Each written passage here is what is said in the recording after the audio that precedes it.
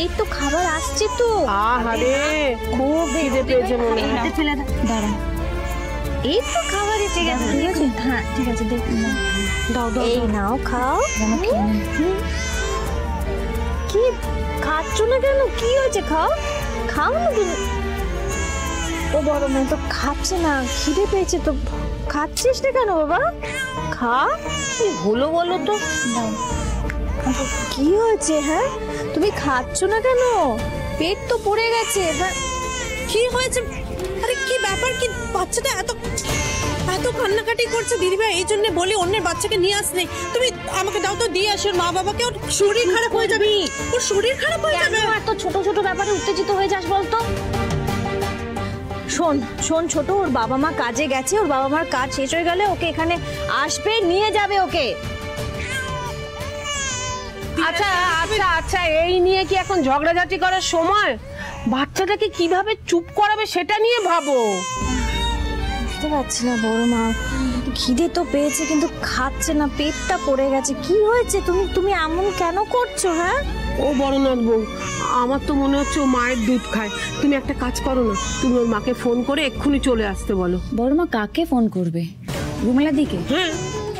বড় মা রুমেলা দি ওর মাই নয়, এসে কি করে চুপ করাবে? কি যে বলো না। কি হবে তাহলে? যাকে বাপু তোমরা যা পারো করো, আমি গিয়ে পুজোয় বসি। বৌদি ভাই দেখো না, আরেকবার ট্রাই করো। আরেকবার চেষ্টা করছি, লক্ষ্মী ছেলে কাঁদে না। এই তো তুমি খাবে, খিদে পেয়েছে না? খুব খিদে পেয়েছে তো, এই তো খাইয়ে দিচ্ছি। দাঁড়া, এবার মনে হচ্ছে খেয়ে নেবে।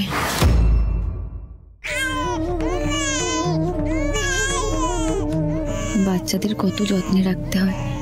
ওরা তো মুখে কিচ্ছু বলতে পারে না, সব বুঝে নিতে হয়। আচ্ছা, মায়েরা কি বাচ্চার কান্না শুনে বুঝতে পারে যে ওরা কি বলতে চাইছে? আমি পারবো তো? কি জানি আমি ভালো মা হতে পারবো কিনা। খেলো বৌদি ভাই? না রশনি, আমি বুঝতে পারছি না। আচ্ছা ঠিক আছে, শোনো আমি ক্যাবটা আটকালাম, আমি যাচ্ছি, তুমি দেখো আরেকবার ট্রাই করো। কি হয়েছে তোমার? কষ্ট হচ্ছে কোথাও? খাচ্ছ না কেন?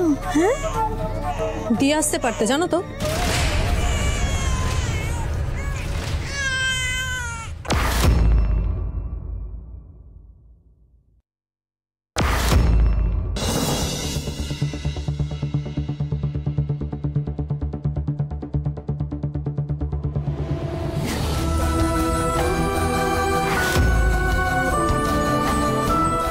ঠাকুর, এই তুমি কাকে নিয়ে এলে আমার কাছে? যেন মনে হচ্ছে আমারই রক্ত মাংস, আমারই আত্মার অংশ। এটা এটা কি করে হয়ে গেল? আলো ফিট করছে, তাহলে কি বাচ্চাটা যে ওর সেটাও বুঝে ফেলবে নাকি? ও গড, না না না, আমি যাই এখন এখান থেকে।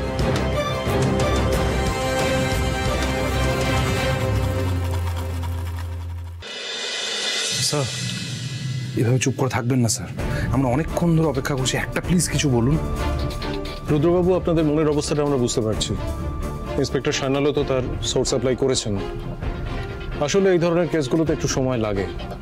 আমার মনে হয় নিশ্চয়ই কোনো খবর পেয়ে যাব আমরা, একটু ধৈর্য ধরুন। স্যার, আমার মনে হয় আমরা একটা ব্রেক থ্রু এভিডেন্স পেয়েছি, আমি আপনাকে মেল করছি। ওকে, সেন্ড ইট।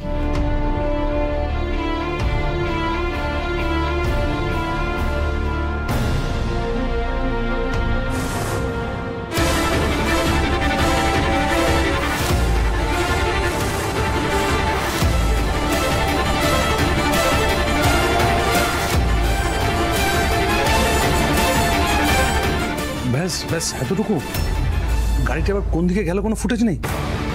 না, আনফর্চুনেটলি এরপরে এই রুটে আর কোনো সিসিটিভি নেই। ইনফ্যাক্ট আমার মনে হয় কিডন্যাপাররা জানতো যে এই রুটে আর কোনো সিসিটিভি নেই এবং তাই বলেই গাড়িটাকে ওইদিকে নিয়ে যাওয়া হয়েছে।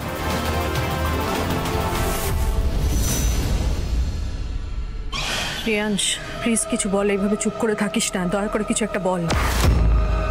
টেনশন এইদিকে আমার মাথাটা খারাপ হয়ে যাচ্ছে। ওই বাচ্চাটা আলোর কোলে কনস্ট্যান্টলি খেলা করছে, কি করবো এবার আমরা?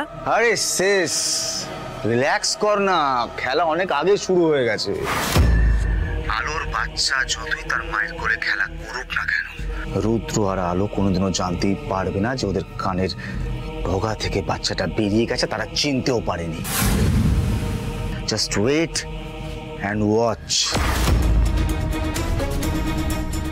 চুপচাপ দেখতে পারছি না কেন বলতো? তুই এতবার গুছিয়ে ছড়িয়েছিস না, চুপচাপ দেখতে পারছি না। ব্যাপারটা বোঝার চেষ্টা কর। আমার প্রচন্ড ভয় করছে। তোর তো কনফিডেন্সটা ওভার কনফিডেন্সে, তোর এই ওভার কনফিডেন্সকে আমার ভয় লাগে। প্লিজ কিছু কর, নাহলে এবার যদি প্ল্যানটা সাকসেসফুল না হয় না, বাকি জীবনটা আমাদেরকে ওই জেলে কাটাতে হবে। বুঝতে পেরেছো তো সেটা? अरे दूध दूध दूध दूध दूध खाली नेगेटिव কথাবার্তা। अरे रिलैक्स, टेंशन नहीं लेने का, मैं हूं ना।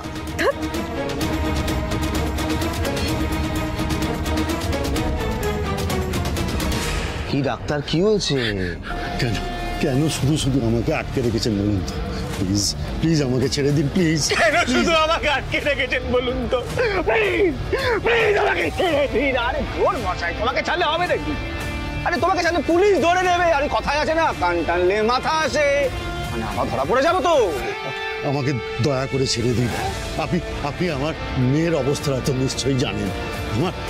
আমাকে এমনিতেই আমি অনেক বড় পাপ করে বসে আছি।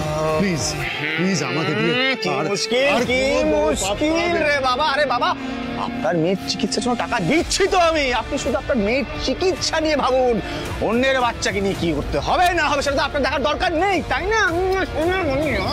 স্যার তাহলে তো কিছু করাই যাবে না, ওরা তো ডক্টরকে মেরে ফেলতে পারে। না দাদা, তুমি চিন্তা করো না, আমি ফোর্স পাঠাচ্ছি, কিছু একটা ব্যবস্থা করা যাবে। আপনারা না হয় ফোর্স পাঠিয়ে ডাক্তারকে খুঁজছেন, কিন্তু ওই বাচ্চাটার আসল বাবা মার খোঁজ কি করে পাবেন? আর আমার বাচ্চাটা কোথায় আছে, কিভাবে আছে? বাবা আমি আর পাচ্ছি না, প্লিজ একটু তাড়াতাড়ি করুন। হ্যাঁ, আমার মনে হয় সবার আগে ওই বাচ্চাটার আসল মা বাবাকে সেটা আমাদের জানা উচিত। ওইখান থেকে আমরা হয়তো একটা ক্লু পাবো যে আমাদের বাচ্চাটা কোথায়। আমরা সেটাও তদন্ত করার চেষ্টা করছি। ইন্সপেক্টর সান্যাল, আপনাদের একটু থাকতে হবে এখানে, তবে রুদ্রবাবু চাইলে চলে যেতে পারেন, দরকার পড়লে আমরা ডেকে নেব। আমি আছি অফিসার, আমার কোনো অসুবিধা নেই। না রুদ্র, তুমি বরং বাড়ি যাও। মানে এখানে শুধু শুধু বসে থেকে তো লাভ নেই, বরং বাড়ি গেলে তুমি বৌদিকে একটু সাহায্য করতে পারবে। ওইদিকে ওই বাচ্চাটাকেও তো সামলাতে হচ্ছে। আমি কি বলছি সম্পদ, রুমেলা শোন, আলো ওখানে সামলে নেবে, আমি তোদেরকে এভাবে ফেলে কি করে যাব? দাদা তুমি এত চিন্তা করো না, আমি তো আছি, তুমি বাড়ি যাও। ওটা ঠিকই বলছি রুদ্র, তুই বাড়ি যা। ঠিক আছে, আমি আসি স্যার। অফিসার, আপনি একটা কাজ করুন, আপনি ডাক্তারের বাড়ি চলে যান, ওখানে কোনো সূত্র পান কিনা দেখুন। Move immediate please.